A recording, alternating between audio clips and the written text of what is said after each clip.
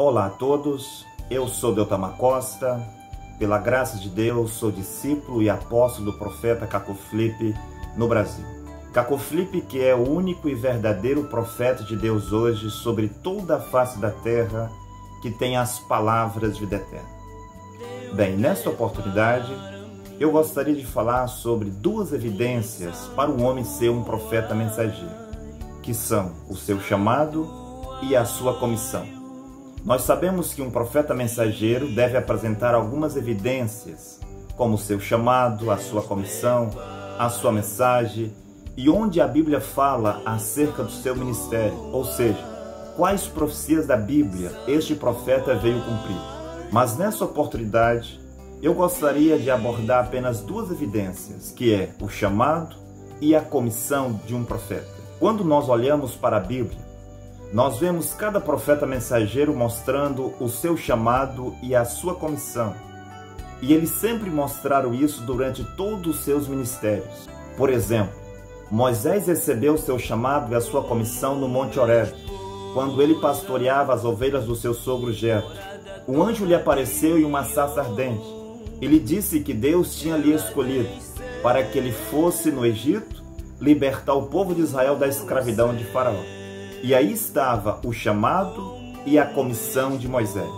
Em Josué, no capítulo 5, quando Josué estava à beira do muro de Jericó, um anjo com uma espada desembainhada lhe apareceu e lhe disse que ele tinha sido escolhido por Deus para levar o povo de Israel à terra de Canaã.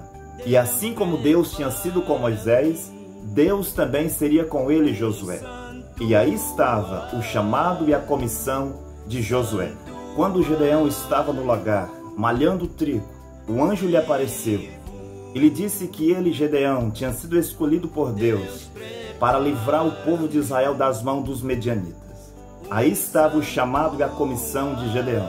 Em Isaías, no capítulo 6, o profeta Isaías teve uma grande visão.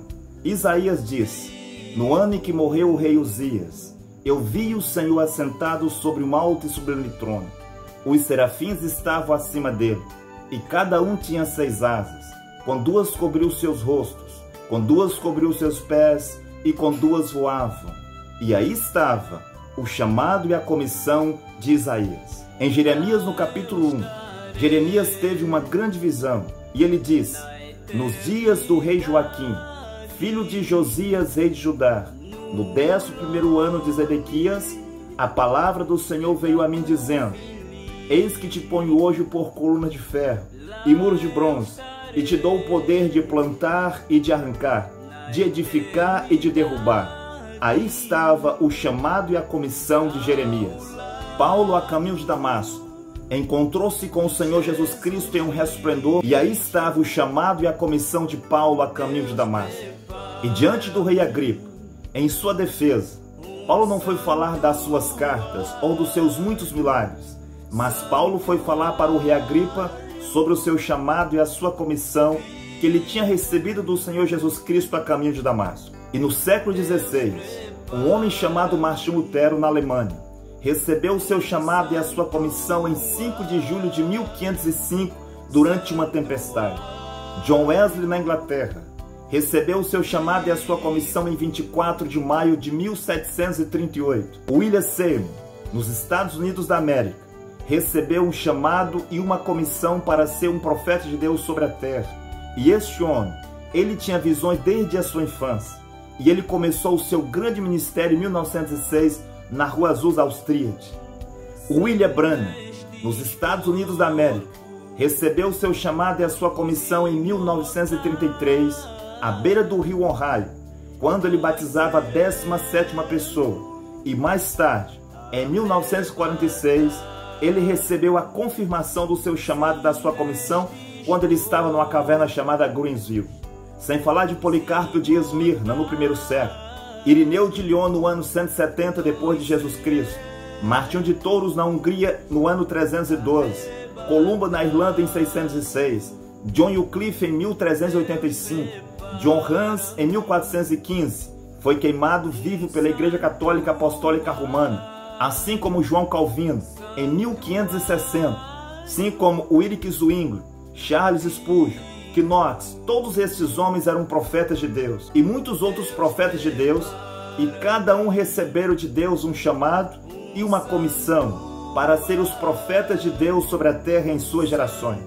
E sendo Cacofilipe um profeta mensageiro assim como os profetas da Bíblia, em abril de 1993, Cacofilipe, um homem que nunca tinha estado em uma igreja, ele recebeu em visão a visitação de um anjo que lhe comissionou com uma mensagem destinada a toda a terra, em cumprimento de Mateus 25:6 e Apocalipse 12:14. E assim como os profetas antes dele, aqui está o relato da sua conversão, assim como as 3 grandes visões do seu chamado e da sua comissão, assim como ele os recebeu.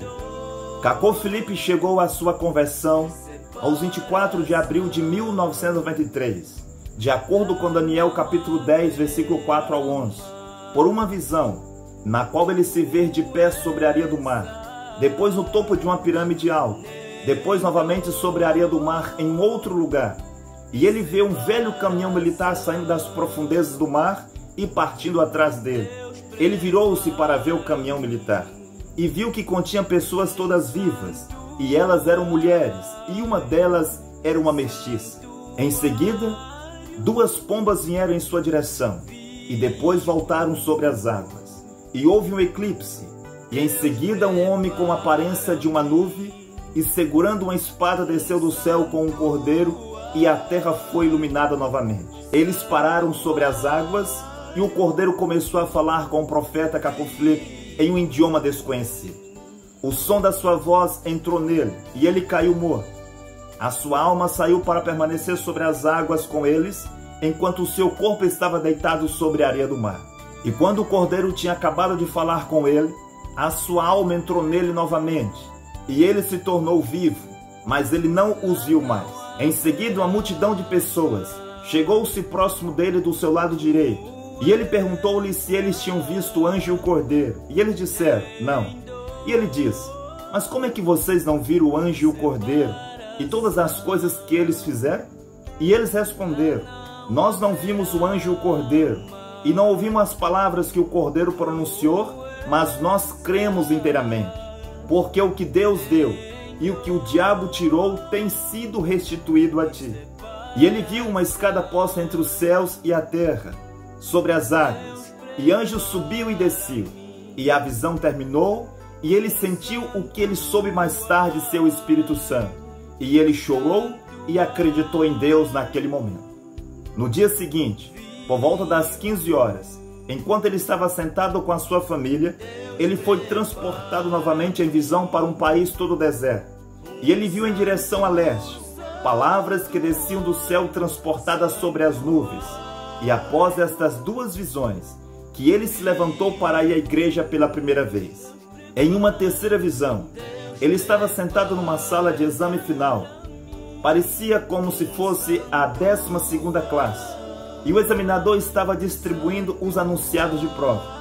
E ele dizia para si mesmo, mas o que eu estou fazendo aqui?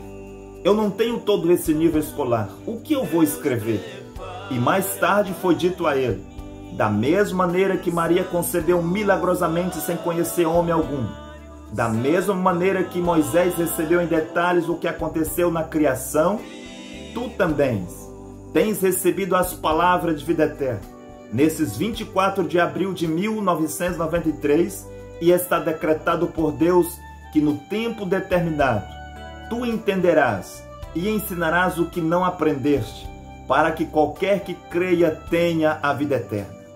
E é em virtude desse chamado e dessa comissão que o profeta Cacofilipe traz uma mensagem destinada a todos os habitantes da terra, a fim de quem quer que creia nesse profeta tenha a vida eterna.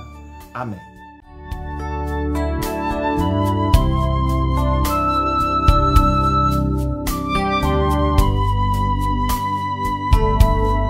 Deus prepara-me um santuário